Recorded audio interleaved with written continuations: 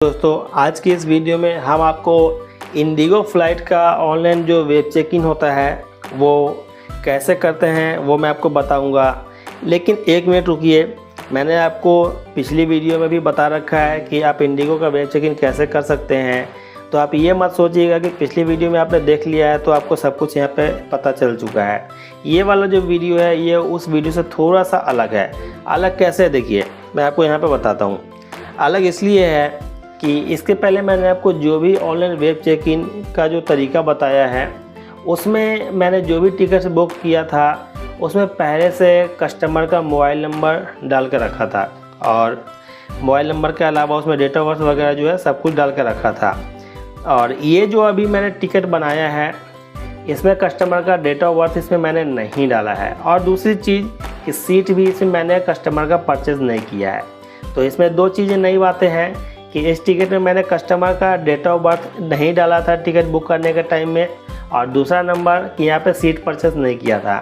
तो अभी यहाँ पे अगर हम वेब चेक इन करते हैं तो यहाँ पे डेट ऑफ बर्थ पूछता है या नहीं पूछता है वो मैं आपको दिखाऊंगा। क्योंकि काफ़ी लोगों ने मुझसे कहा था कि अगर वो वेब चेक इन करते हैं तो उनको डेट ऑफ बर्थ मांगता है, जबकि मेरे साथ तो ऐसा कभी नहीं हुआ है कि बोर्डिंग पास निकालने के टाइम में डेट ऑफ बर्थ मांगता हो।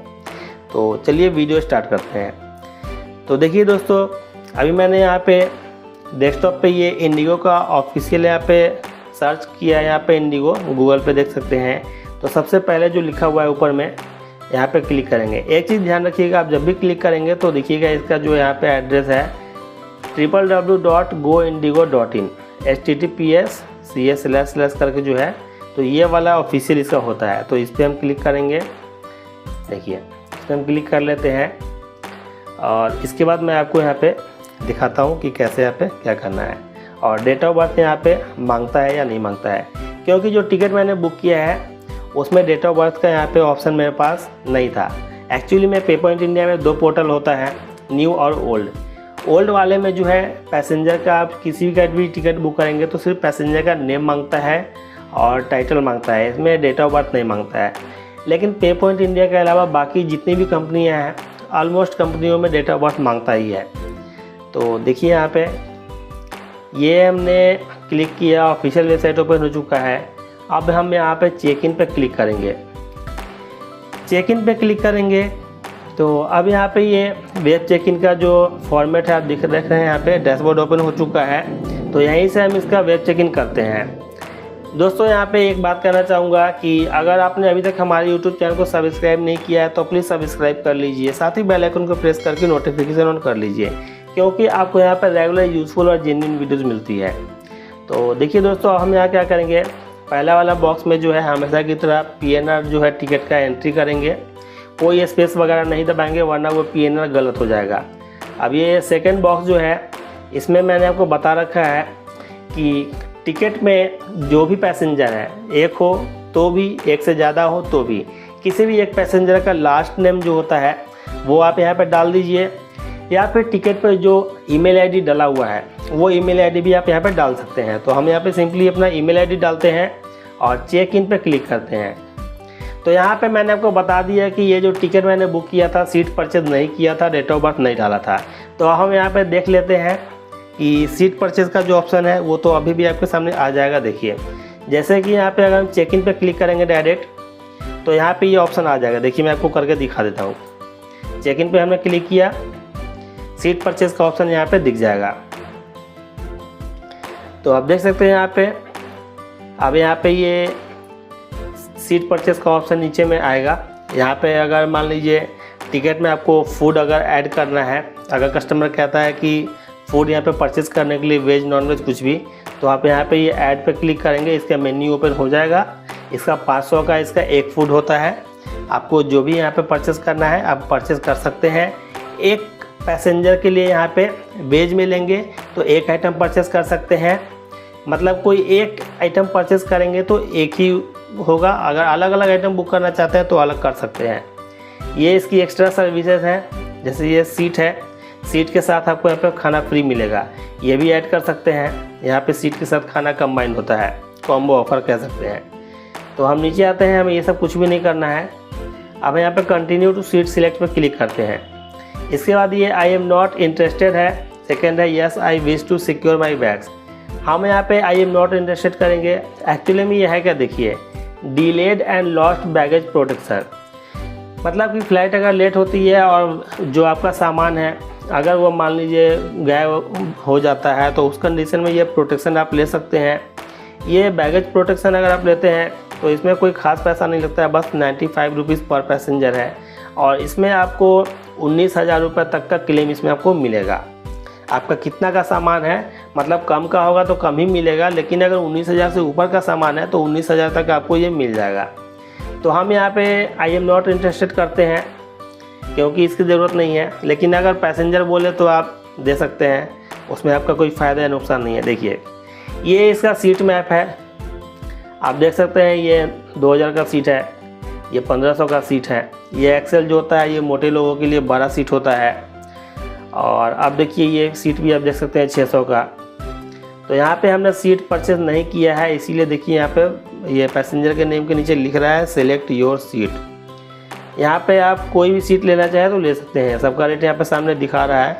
आपको पेमेंट करना होगा यूपीआई के माध्यम से, कार्ड के माध्यम से या ऑन नेट बैंकिंग के माध्यम से।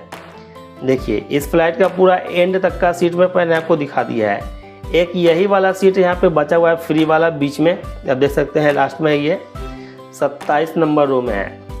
तो यहाँ पे अगर मैं इसे सिलेक्ट करता हूँ तो यही वाला मिलेगा, लेकिन क्या मैं ऑटो असाइन करूँगा ताकि कस्टमर को फ्री सीट भी मिल जाए और आगे भी मिल जाए। ऑटो असाइन में होता क्या है नॉर्मली कि एयरलाइंस जो है कहीं पे भी सीट आपको दे देगी जहाँ पे भी अवेलेबल होगी, तो उसमें चांस रहेगा आगे का सीट मिलने का। और ऐसे सिलेक्ट करेंगे तो ये पीछे का ही मिलेगा, फिक्स है यहाँ पे फ्री सीट। तो हम यहाँ पे क्या करेंगे, कंटिन्यू हम नहीं करेंगे, हम बैक करेंगे, क्योंकि मैंने आपको यहाँ पे अभी ये दिखाया है कि आप सीट कैसे परचेस कर सकते हैं। लेकिन क्योंकि हमें यहाँ पे सीट परचेस नहीं करना है, कस्टमर का कहना है कि फ्री सीट चाहिए उनको, तो हम यहाँ पे बैक कर लेते हैं और आपको फ्री सीट वाला दिखाएंगे और अप्लाई करेंगे। उसके बाद देखेंगे कि यहाँ पे डेट ऑफ बर्थ जैसे मैंने टिकट बुकिंग के टाइम पर नहीं डाला था तो यहाँ मांगता है कि नहीं मांगता है। तो देखिए यहाँ पे ये है check in without auto assign seat, इस पर हम क्लिक कर लेते हैं। क्विक चेक इन लिखा हुआ है, कंटिन्यू पे क्लिक करते हैं। यहाँ पे हम क्लिक कर लेते हैं। तो इसमें होता क्या है कि फ़्लाइट डिपार्चर का आपका जो टाइम है उससे 12 घंटा पहले या 6 घंटा पहले तक आपको बोर्डिंग पास जो है आपके जो ईमेल आईडी मतलब टिकट में आपने डाला है वहाँ पे ये आपको एयरलाइन सेंड कर देगी।